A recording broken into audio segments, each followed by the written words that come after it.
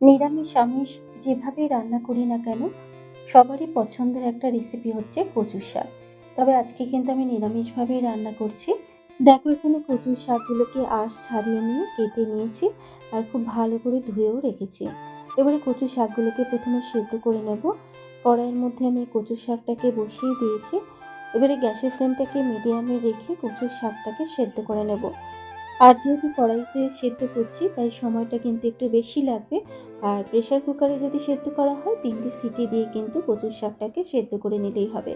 এখানে দুটো কড়াইতেই কিন্তু আমি কচুর শাকটাকে সেদ্ধ করে জলটাকে ঝরিয়ে নেব। এখানে কচুর শাকের জলটাকে ঝরিয়ে নিয়েছি। একটা ছাঁকনির উপর ঢেলে রেখে আমি জলটাকে ঝরিয়ে নিয়েছি।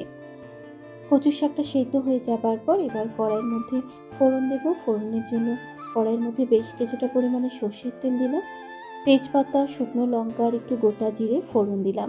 এবার ফোড়নটাকে খুব ভালো করে একটু ভেজে নেব। ফোড়ন থেকে সুন্দর গন্ধ বেরোনোর পর দিয়ে দিলাম কুচানো নারকেল। যেহেতু নিরামিষভাবে রান্না করছি তাই এখানে নারকেলটাকে কুচিয়ে দিলাম। তবে নারকেলটাকে কিন্তু কুড়িয়েও দেওয়া যেতে পারে। নারকেলটাকে ভেজে নিয়েছি, দিয়ে দিলাম এখানে জলে ভেজানো ছোলা। এবারে নারকেলের সাথে ছোলাটাকেও একটু ভেজে নিচ্ছি। ছোলাটা ভেজে নেবার পর দিয়ে দেবো এখানে আদা কাঁচা লঙ্কার মিহি পেস্ট। এখানে প্রায় 2 টেবিল চামচ মতো আদা কাঁচা লঙ্কার মিহি পেস্ট দিলাম। দিয়ে দিলাম স্বাদ মতো নুন। আর কচুটাকে আমি নুন ছাড়াই কিন্তু সেদ্ধ করেছি। এবার এর মধ্যে দিয়ে দেবো হাফ চা চামচ হলুদ গুঁড়ো, দেবো স্বাদ মতো চিনি। যেহেতু নিরামিষভাবে করছি তাই চিনির পরিমাণটা একটু বেশি দিলাম। এবারে আদা কাঁচা লঙ্কা বাটা, হলুদ গুঁড়ো, স্বাদ মতো নুন আর চিনিটা দেবার পর খুব ভালো করে একটু কষিয়ে নেব যতক্ষণ না আদার কাঁচা গন্ধটা চলে যাচ্ছে।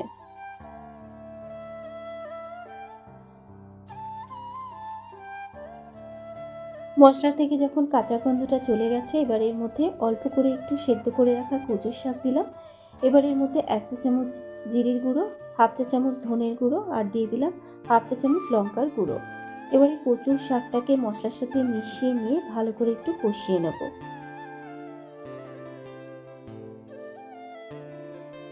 কচু শাকটাকে মশলার সাথে ভালো করে কষিয়ে নেবার পর এবার বাকি সেদ্ধ করে রাখা কচুর শাকটাকে দিয়ে দিলাম।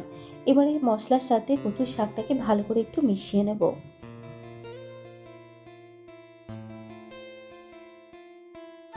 কচুর শাকটা মশলার সাথে খুব ভালো করে মিশিয়ে নিলাম। মিশিয়ে নেবার পর এবার ঢাকা দিয়ে একটু রান্না করে নেব। প্রায় 5 মিনিট ঢাকা দিয়ে কচুর শাকটাকে রান্না করে নিয়েছি। আর কচুর শাক কিন্তু প্রায় তৈরি হয়ে এসেছে। এবার এর মধ্যে দিয়ে দিচ্ছি কয়েকটা চেরা কাঁচা লঙ্কা, হাফ চা চামচ গরম মশলার গুঁড়ো আর দিয়ে দেবো 1 চা চামচ ঘি। আর সবার শেষে দিয়ে দেবো ভাজা মশলা। ভাজা মশলার মধ্যে গোটা জিরে, গোটা ধনে শুকনো খোলায় ভিজে গুঁড়ো করে রেখেছিলাম, সেই ভাজা মশলাটাই দিলাম। এবারে কচুর শাকের সাথে সব কিছু ভালো করে একটু মিশিয়ে নেব। আর মিশিয়ে নিলেই তৈরি হয়ে যাবে নিরামিষভাবে কচুর শাক। কেমন লাগলো রেসিপিটা অবশ্যই কিন্তু একটা কমেন্ট করে জানিও। এবারে গ্যাসের ফ্লেমটাকে বন্ধ করে ঢাকা দিয়ে একটু স্ট্যান্ডিং টাইমে রেখে দেবো। যদি রেসিপিটা ভালো লেগে থাকে ইউটিউব থেকে দেখলে চ্যানেলটাকে সাবস্ক্রাইব করে পাশে থাকা বেল আইকনটি প্রেস করে দেবেন। আর যারা ফেসবুক থেকে দেখছেন পেজটাকে ফলো করার অনুরোধ রইল। আবারও হাজির হয়ে যাব অন্য কোনো নতুন রেসিপি নিয়ে। ধন্যবাদ।